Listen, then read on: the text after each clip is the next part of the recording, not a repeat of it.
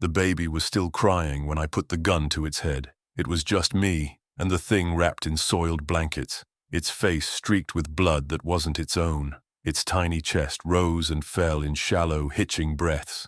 My hands shook. I wasn't built for this. I wasn't a killer, but neither were they. Not at first. It started like every other forgettable Tuesday. Work, errands, the smell of microwaved leftovers, the kind of day that blurs into the next. The first sign that something was wrong came from a group chat. Rachel sent a grainy video of a man biting a woman's face on the subway. The caption was just, "What the hell is this?" I laughed, thought it was a movie stunt, maybe some viral marketing campaign. Even when the news picked it up, unprovoked attack on 34th Street, I didn't think much of it. Then it happened again, and again. Different cities, different faces, same hungry eyes, same grotesque, gnashing teeth. The news called it a virus, some mutation of rabies maybe, but by the time the CDC made an official statement, it didn't matter.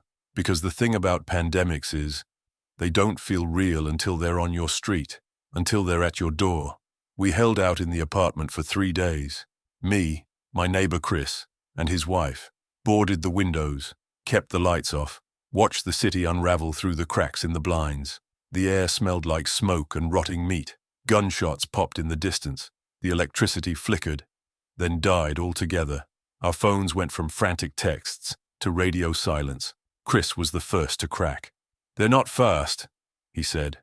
"Not like the movies. Doesn't mean we should go out there," I told him. "But hunger makes people stupid and desperate and greedy." Chris made it as far as the stairwell before we heard his screams. They tore him apart before he even made it past the 4th step.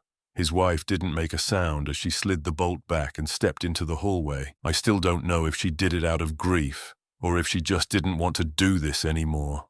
By day 6, I stopped counting. I spent my nights curled up with a hammer, listening to the wet, animal sounds outside my door, the scuffling of bare feet, the occasional moan, low and guttural. They weren't like in the movies.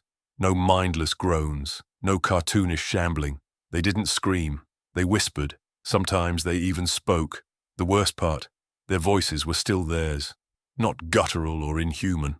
Not some horror movie distortion. No. I heard Rachel's voice outside my door one night, soft and pleading. "Please, it hurts. Let me in. I don't want to be alone." I kept my hands over my ears, but I still heard her whisper through the wood. "You don't have to be alone either." I don't know why I left the apartment. Maybe I got tired of waiting to die. Maybe I got tired of pretending I wasn't already dead. I made it 2 blocks before I saw the baby. It was in a car seat, buckled in, wailing against the cold. The mother was slumped over the hood, her stomach torn open, eyes glassy and unseeing. I should have walked away. I should have. Instead, I scooped it up and ran.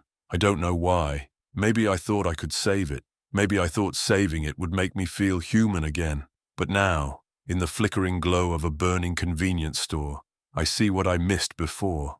The baby isn't crying anymore. It's staring, its tiny lips twitch, trying.